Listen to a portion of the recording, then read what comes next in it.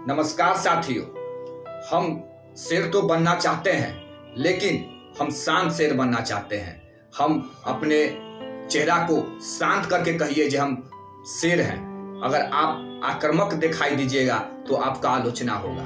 तो जैसे ही नरेंद्र मोदी गवर्नमेंट ने नए संसद भवन पर आपको अशोक स्तंभ जो हमारे राष्ट्रीय प्रतीक है जैसे ही स्थापना किया गया है, वैसे ही शेरों के चित्र को लेकर अनेक प्रकार का विवाद का जन्म ले लिया है।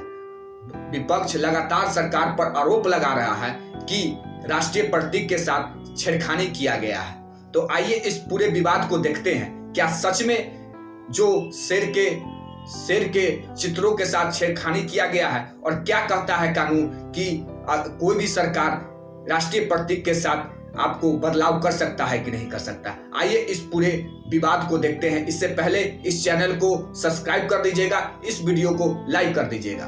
तो नरेंद्र मोदी गवर्नमेंट ने आपको उद्घाटन किया नए संसद भवन पर अशोक स्तंभ को। एक विशाल अशोक स्तंभ का स्थापना किया गया है नए संसद भवन पर। इसमें विपक्ष का पहला आरोप यह है कि उसे क्यों नहीं बुलाया गया। संसद भवन जो होता है सरकार विपक्ष दोनों का होता है, और उसके इस बड़े कार्यक्रम में विपक्ष को नहीं बुलाया गया है। तो इसके लिए विपक्ष इस पर आरोप लगाते हैं, आपको कांग्रेस आरोप लगाते हैं नरेंद्र मोदी गवर्नमेंट पर। तो इसका पहला ये सवाल है जो सरकार की तरफ से दिया गया है, जो प्रधानमंत्री होता है वो किसी भी पार्टी का नहीं होता है, वे सभी सांसदों का प्रतिनिधित्व करते हैं। और उस कार्यक्रम में आपको लोकसभा के अध्यक्ष को बुलाया गया था जो पूरे संसद को प्रतिनिधित्व करते हैं, और राज्यसभा के उपाध्यक्ष को बुलाया गया था जो पूरे राज्यसभा को प्रतिनिधित्व करते हैं, जिसके कारण से पूरे संसद का प्रतिनिधित्व आपको वहां पर मौजूद था। फिर सबसे ज्यादा विवाद हो रहा है शेर के जो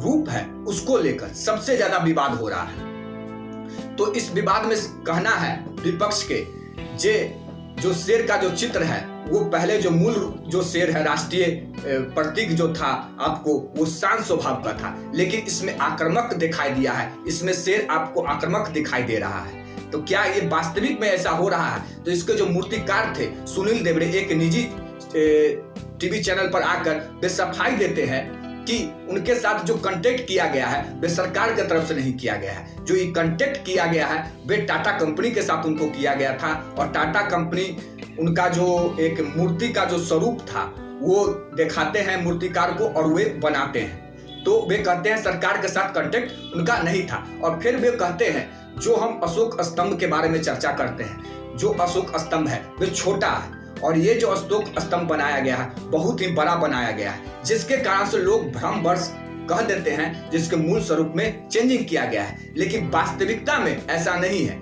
जो मूल स्वरूप सारनाथ में है वैसा ही आपको यहाँ पर स्थापित किया गया है।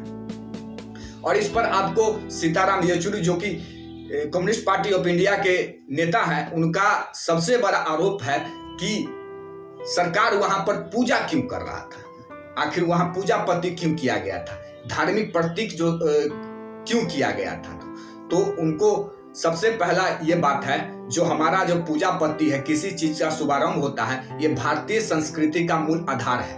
और उनका जो कहना है वे सिर्फ अपने विचारधारा के आधार पर, एक पार्टी के जो विचारधारा है उसके आधार पर वे आरोप लगा रहा है सरकार पर। और उनका जैसा सोच है भारतीय संस्कृति पर, भारतीय सभ्यता पर, कम्युनिस्ट पार्टी ऑफ इंडिया के, उसके हिसाब से भी आलोचना सरकार पर कर रहे हैं। और कांग्रेस इस पर जो सबसे बड़ा आरोप है मूल चिन्हों के साथ परिवर्तन के लिए, लेकिन इस पर सरकार का पूरा स्पष्ट करना है कि किसी भी प्रकार से आपको जो चेंजिंग जो है वो नहीं किया गया है।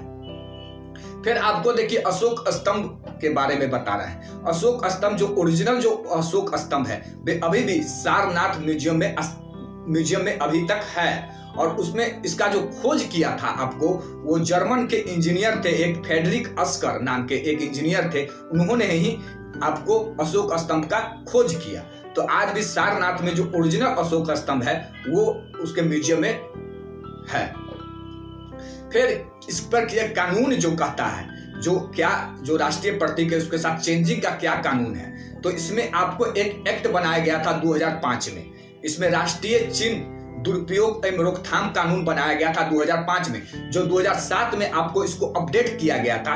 इसके एक आर्टिकल में आपको लिखा हुआ है सारनाथ के जो लैंड कैपिटल जो चिन्ह जो दिया गया है, लैंड कैपिटल ऑफ अशोका, इसका मेन प्रेरणा लेता है जो सारनाथ में स्थित है। इस एक्ट के में 62F में इसमें लिखा हुआ है कि जिक्र किया गया है सरकार राष्ट्रीय प्रतीकों का डिजाइन में आपको बदलाव कर सकता है। तो इसमें कानून में भी दिया हुआ है कि सरकार अगर चाहे तो राष्ट्रीय प्रतीक में सकारात्मक रूप से इसमें बदलाव कर सकता है, लेकिन इसमें सरकार का आपको स्पष्ट करना है जो राष्ट्रीय प्रतीक है उसमें और जो उसमें किसी भी प्रकार से छेड़खानी नहीं किया गया है। और विपक्ष लगातार आपको इस पर लगातार विरोध कर रहे हैं। लेकिन आपको अगर इस पे जानना है तो सारनाथ के जो ओरिजिनल जो चित्र है और जो अभी जो संसद भवन में स्थापित हुआ है उसको अगर गौर से देखिएगा तब पता चलेगा आपको जो वास्तविकता में क्या है। इस पर ये बहुत सारे मूर्तिकार हैं, उन्होंने भी स्पष्ट किए हैं जिसमें सरकार ने इसी प्रकार किसी भी प्रकार का चेंजिंग नहीं किया गया है। लेकिन कुछ जब से नरेंद्र मोदी की गवर्नमेंट में सरकार बना है तो नरेंद्र मोदी के कोई भी गवर्नमेंट में जो कानून आ रहा है उसका विरोध हो रहा है। जैसे नया संसद भवन का स्थापना किया गया, उसमें भी आरोप लगा रहा था विपक्ष जे इस पर क्यों चेंजिंग किया गया है। तो इस तरह से सवाल है, लेकिन सरकार का स्पष्ट कहना है कि इस अशोक स्तंभ में शेरों के साथ किसी भी प्रकार से आपको छेड़खानी नहीं किया गया है। जो हमारे राष्ट्रीय प्रतीक में है उसी को इसमें आपको वैसा ही नया संसद भवन में स्थापित किया गया है।